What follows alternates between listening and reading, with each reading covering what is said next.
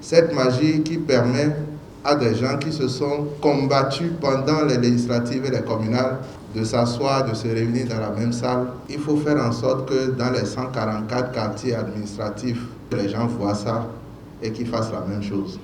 Si le président Talon déclare sa candidature, il n'y a pas de doute que son seul bilan suffit pour qu'il gagne l'élection.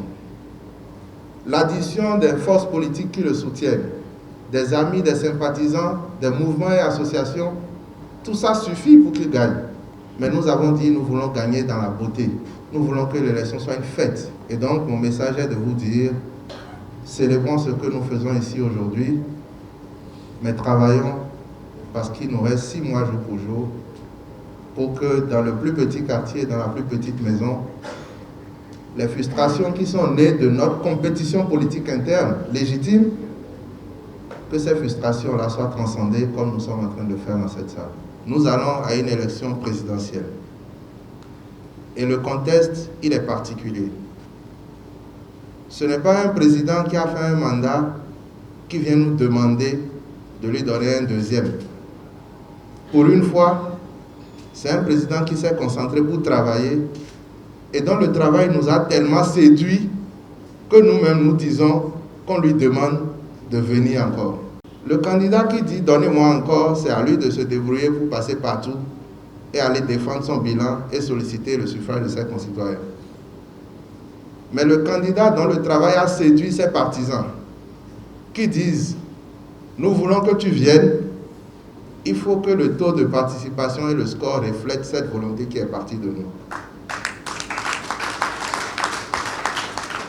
C'est pour ça que je veux vous rappeler à tous que si nous avons fini de nous réconcilier dans cette salle, si nous avons fini de transcender les frustrations, les émotions que la compétition politique a laissées dans nos cœurs, il est important que chacun de nous, à partir d'aujourd'hui, fasse le travail avec ses lieutenants dans tous les quartiers.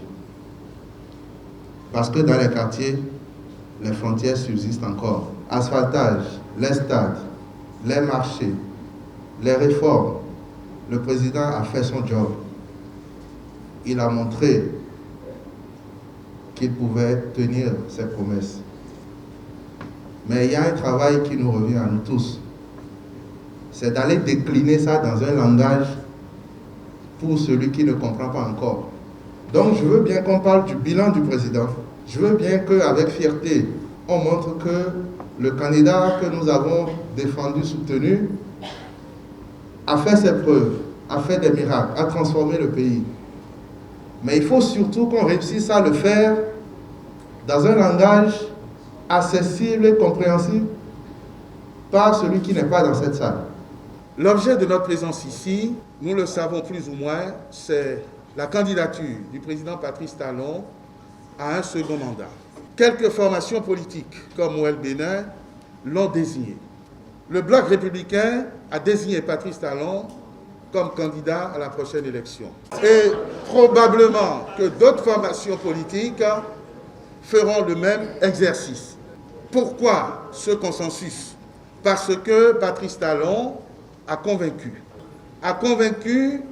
par l'engagement pris et le zèle, la méthode, l'organisation, l'audace, le rêve mis à exécution pour rendre les Béninois dont je fais partie fiers d'être Béninois, de vivre dans un pays aux ressources limitées et de faire décoller l'économie, de changer le visage de toutes nos villes, d'impacter le développement par l'électricité et l'eau potable, les réformes institutionnelles, mais avec un résultat aujourd'hui incontestable.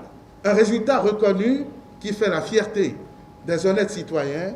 Il faut une ferveur pour que le monde entier commence à regarder le Bénin comme une particularité.